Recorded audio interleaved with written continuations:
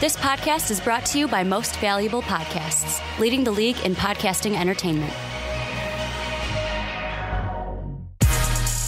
What's up, everybody? Ricky Widmer here, along with Dave Oster. What's up, everybody? And you might be saying, well, first I was like, oh, is that Ricky, or did Sean just gain a couple 100 pounds coming into this one? But Sean not here. Sean at Riot Fest. Sean is enjoying it. Riot Fest. He's enjoyed himself. I can't blame him because, I mean, Riot Fest given the opportunity. is a good time, yep. But not able to be the host of the Fast Break, so I'm your pseudo-host. I know a lot of you had a fun time on my absence as Johnny and I went to go see It. Definitely check it out. Check out the review. Terrifying in different ways. It definitely made me say "what the fuck" a couple 100,000 times. And I know this is. We'll get into the basketball in a second, but I literally was just sitting there going, literally over and over during that. But we're getting to the end, Dave. We're getting to the very end. This is the second to last, third to last. Next week we will officially end everything with our full team rankings based off of all the rankings that we have just been. Yep. We've gone through the starting lineups. You guys did 6 men last week, talked about it on my behalf. I gave you my rankings. And Sean doing the same here for coaches. We ranked the coaches 1 through 30, and now I get to take Sean's job. Let's just jump right in, 30 through 21, and here's what we got in the bottom third of our coaches. At number 30, we've got the Phoenix Suns head coach Earl Watson. Then at 29 from the New York Knicks, Jeff Hornacek. Then 28, criminally low, not criminally low, but from the Bulls, Fred Hoiberg. Then at 27, the Pelicans, Alvin Gentry. Then we have 26, the Brooklyn Nets with Kenny Atkinson. 25, the Pacers, Nate McMillan. Number 24, the Nuggets and Mike Malone. Number 23, the Hornets, Steve Clifford. And number 22, the Bucks, Jason Kidd, with 21 being the Magic in Frank Vogel. And let's get it out of the way, Dave. Yep. And we're going to get this out of the way. We're going to talk about Fred Hoiberg because both of us, being Bulls fans here from Chicago, I'm going to ask you this. Why did you have him ranked 30th? Don't at me, bro. Because I think he was an awful coach. And here's the thing I want to just throw out there. This is the first ranking where all three of us had a different coach at 30. And that's fair. I mean, I think coaching there's a lot of interpretation on how much do they really have control over the team. And that was one of the top things for me. And I feel like Fred Hoiberg did not have control over his team. His team was led by the players, and honestly, it was a struggle all season long to see who had control. You know, early in the season, it was very much Dwayne Wade and Jimmy working together and maybe ignoring, maybe picking on, maybe being too harsh on some of these younger guys on this team.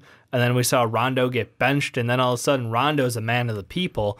And, you know, he's a man for the younger players. He's stepping up and being like, Jimmy, Dwayne Wade, you guys are great and all, but you're awful teammates. And he calls them out publicly. And what's going on this whole time with the head coach? Nothing. Not a word comes out. Hoiberg isn't talking. He's just letting the players speak for him, which is totally the wrong approach. He's taking the back seat to the personalities. And, you know, eventually we got lucky because everything started to click for us right at the end of the season. We got playoff Rondo, and it looked real good. And then all of a sudden, Rondo goes out, and that guy who everybody said we didn't really need was the linchpin to this team. And we had no answer. And part of me feels like with Hoiberg is I don't think he's, like, with his coaching, I don't think he's, like, a shitty coach. I just think he's in a horrible situation. And that's the thing I want to mention with the bottom three. With all Hoiberg, Hornacek, and Earl Watson, I just think all three of them are in shitty situations. Where Hoiberg, it's really, he comes in, management hires him.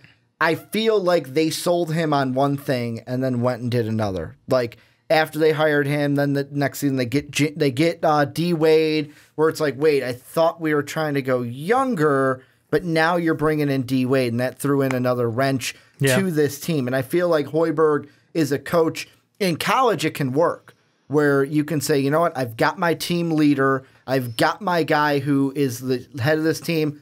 Let the guys kind of work it out in the locker room, and then I'm there. You can do that in college because college kids are, one, impressionable to a coach, but also they can be impressionable to each other, where if that's that team leader, it's like, you know what, whatever he says goes, and I'm just going to, like, if it's a team, you know what, I'm just going to, you know what, I know my place, and that's where it is. In the NBA, we've got more of this thing called egos. Yeah. And you got to deal with those where coaches can't completely step back and say, I'm going to let them deal with it. But Hoiberg... Honestly, I mean, does he... And you talk about, the coaching style of, being used to a college coach. Like, does this kind of remind you of what we saw at Tim Floyd? A little bit, maybe. It's a throwback. It's a throwback. Little bit. I mean, not exactly, because I don't think Tim Floyd had to deal with the exact egos that we saw in Jimmy and D. Wade. More importantly, like, let's be honest. Like, when D. Wade signed with the Bulls, I had him on Snapchat, and I was like, you know what? I love the snaps that he's doing. Yeah, but I mean, we saw what he's become. I'll be honest. I don't follow D. Wade on Snapchat, and I know that's a hot take. Whoa. I'm done with it, and I'm like, you know what? This team, I don't know how excited I am for this season. But I mean, even the other two, like Earl Watson's interesting because, I mean, last year was his second year with the Suns, and he had an improvement from 9-24 in that pseudo first season, but then 82 seasons gets to a 24-win year. I feel like his is more of like a, you know what? He's just got younger players. He's got a young team, and he's going to grow as a head coach with that team, which could help them in the future. But right now, I feel like that's the thing that kind of holds him back. His inexperience as a head coach, because really last year was his first full season. Yeah. And then the young team that he has. Where Jeff Hornacek, I feel like he is a little bit more experienced than an Earl Watson, but the New York and the Chicago situation are almost identical. It's a different spotlight. In how shitty they are. Like, Hornacek had to deal with the Phil Jackson stuff. Who is now gone. Then gone. had to deal with the Michael Dolan stuff. Yeah. And now he has to deal still with the Melo stuff. How do I get Melo to play on this team? You got Porzingis mad at you. It's just different names, but a similar, like, wow, this is a really bad situation for the Knicks. Yeah, less than ideal for him. I like Earl Watson's chances with the Suns, though. Like, we put him close to the bottom. I had him at 27. You had him at 29, and Sean at 29 as well. It's hard to praise a guy who is working with such a young roster who hasn't gotten results yet. But I think we all see the upside on the roster. So I think this is very much a prove-it year for Earl Watson as a head coach to see what he can do. Can they take the next step now that they have such a deep, young core that, like, it's a lot on him. It's a lot on how he's able to develop these players, because that's the biggest thing when you're in an opportunity where you have, 8 guys under the age of like 22. Like, you need to be able to work with them, and it's definitely a different coach than some of the guys who are much higher on our list. Some of the guys who are very seasoned and they run a tight ship. So I think player development is definitely a key here. That's why Earl Watson could raise himself up. Jeff, I feel terrible for, because that Knicks situation, like you said, between the head coach, the ownership, it's just as bad as the Bulls. The Phil Jackson relationship, it's so bad. I think it was worse because Phil Jackson was like, so that triangle thing, right? Like I was telling you about. Well, he was forcing the triangle. Yeah, it's not what Jeff does. And he even forced the triangle on Kurt Rambis before Jeff Hornacek was even there. Exactly. So like I think Jeff Hornacek has some breathing room at the moment, but by no means is he safe. I think he's still a hot seat guy, and as is Fred. Like, these bottom 3 guys, I think Earl's the guy who has the best chance to move out of here safely and really make that solid impact on his team, because it's, like you said, young, impressionable guys. Jeff, grumpy old vets. I mean, they've got KP, they've got Hernan Gomez, and they've got a couple other younger guys. I forgot the name of the guy they drafted this year, the guard from the EuroLeague. I'm blanking on him. They drafted Frank. Thank you. Like, they've got some younger guys they can build around, so it'll be interesting how he can work them with Carmelo. At first, I wanted to say Dennis Smith, but I'm like, no, that's who I wanted them to draft. Yeah, they could have done that, but they didn't. So yeah, I think it's a very interesting situation for all 3 at the bottom, but very different. Yeah, and I mean, the thing with both, and this is the last thing I'll say about Hoiberg and Hornacek to get off of them and get into the upper class of this tier, is I feel like the one similarity between both of them is life will be better for them once D. Wade and Melo are off the team. That's what I feel. Because with Hoiberg, are the Bulls going to suck this year? Probably. Terribly. Probably. But let's be honest. The entire team is going to be younger. You won't have D Wade's ego. You won't have Jimmy Butler's ego. I wish they would have kept Rondo because I feel like he could have been, like you said, voice of the people he was for that young squad. He's incredibly smart. He's a great locker room guy when he is motivated. What kind of a turn has he made since his not even King days, the Mavs. since the Mav days going up against Rick Carlisle to now? Well, he knew he was the smartest guy in the locker room after he left Rick Carlisle. Yeah. Like, Rick Carlisle and him each were like, nope, I know what I'm doing. No, I know what I'm doing. I'm calling the shots. And then he goes to the Kings, and no offense, he knew what he was doing. Goes to the Bulls. There's no one there who knows more about basketball than Rondo did. Yeah. I mean, D Wade arguably, but D Wade also was a very selfish player and wasn't on the court for as many games. So, well, and the big thing that what the younger players didn't like, I guess, with D Wade is not only would he be sitting out, then he would bitch at young players when they weren't giving 100%. Exactly. Which didn't rub well with them. Hornacek's the same thing. I think his life will be better once the mellow stone is gone. The mellow stone is passed from the kidney. Out of these and two it's guys, all good. between Hoiberg and Hornacek, who do you think is actually going to end up as... Do you think either of them will lose their job in the next year? I'd put my money on Hornacek. Only because I don't... I feel like the only way Hoiberg loses his job immediately is if Reinsdorf actually does something and gets rid of Garpax. Like, that's the only way. If he doesn't get rid of Garpax, Hoiberg might be there a couple, but with New York, the pressure from New York, Dolan might have to go, you know what, we got to make a move and get rid of Hornacek. Am I looking for either of these to get fired? Probably not. But if I had to pick one of them, maybe Hornacek. Okay. I'm assuming you're on the Hoiberg side, that you think Hoiberg would be fired first. Hoiberg was fired, but Reinsdorf's a cheap guy. He doesn't like paying contracts. I just think Hoiberg would be better in college. I think he would work better in the college ranks than the NBA. I agree. I want to get to our top three in this. They're 20, 21, 22, 23. We got Vogel, Jason Kidd, and Steve Clifford. I want to start with Jason Kidd because he was a guy that while we were going through the rankings, I'm like, oh, Dave, you don't have Jason Kidd so high. What is it with Jason Kidd where you had him exactly where he ended up in our final rankings at 22? For me, honestly, it felt like I have questions about his rotations and his player development. Like, we all know why the Bucks are successful as a team. Not really many questions around that. But I honestly think that for me personally, like outside of his ability to mentor younger players, I don't feel like he has a fantastic X's and O's for the game. I don't feel like strategy is his strong point.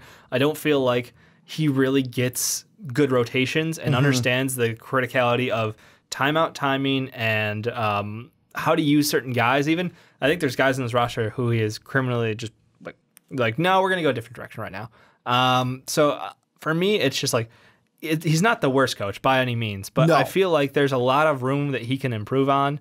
And the Bucks are probably going to give him a while to figure it out. Like they're under no gun right now. So personally, I think it's just he only fulfills a little bit of the scope of what I view like a complete head coach as. Now, I had Jason Kidd just barely higher. 20 is not too much higher than where he was. But here's the thing I want to ask about Jason Kidd, because we've brought this up about the Bucks numerous times, and it's a stat that you love, is basically statistically they're better with Giannis off the court than on the court. Plus minus wise, and to me, the way he affects his teammates, Here's the thing I want to ask you.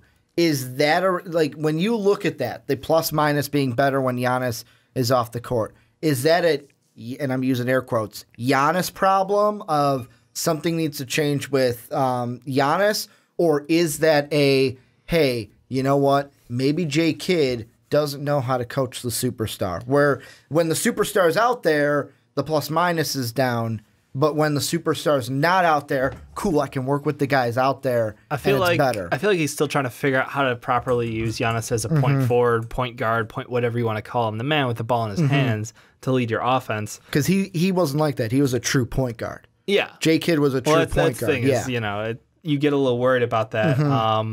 And I just feel like at times it gets a little like he's learning how to do it. Obviously, we had that weird experiment in the back half of a year. Then we had a full year of Giannis as point guard or point forward of his team. I think honestly, it's just it's taken him a lot longer to see what a lot of people saw out of Giannis and like the potential. The big question is, can you run the offensive sets correctly to profit off of having Giannis draw the attention he does?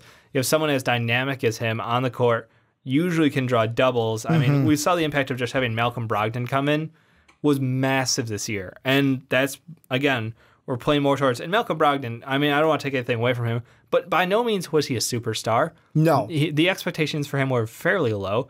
He was an older player. We expect him to come in and make a solid contribution. That's he over exceeded that. Yeah. He nicely got his Rookie of the Year due to a split vote, but I'm not gonna hammer on that too hard. Dave still thinks it should. But again, have been you watched how they played better when the ball was run through a true point guard, and that makes you think: does he really know how to do correct offensive sets for Giannis? Giannis is amazing in transition. He's amazing when pushing the pace. And if you let teams get set up running sets through him, hasn't looked amazing. I know they dealt with, Jabari being out for part of the year, it was first Middleton out, then Jabari out. So obviously, we haven't seen them at their full strength yet, and I'm super excited to see them this year because I do have high expectations for them. But again, I just come back to do you know how to use these people right? That you have a lot of talent, a lot of young talent on this team. You got a lot out of Tony Snell, more than as a Bulls fan we figured you would have gotten. So that's awesome. Like I said, his player development isn't the question. I don't think he knows how to use the pieces correctly. And the thing that I look at is I'm thinking back to this past playoffs. And I get what you just said is a big key. Like, if Jabari's in that playoff series, I think it's a little bit different between the Raptors and the Bucks. But even just a, series overall, I look back at that series, and I think the Bucks should have beat the Raptors. I think they should have, because let's be honest, they win game 1, then it gets tied. This was a back-and-forth series.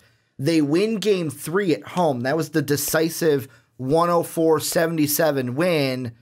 But then that next game, that next key game, this is where you're up on the Raptors, you get them for game 4 back in your arena. This is basically where you put the foot on the throat. Yep. And you say, we're going up 3-1. Absolutely. And then you got to defend your home court. And then if you lose, it's we get to come back and finish the job at home. That's what you can say to yourself.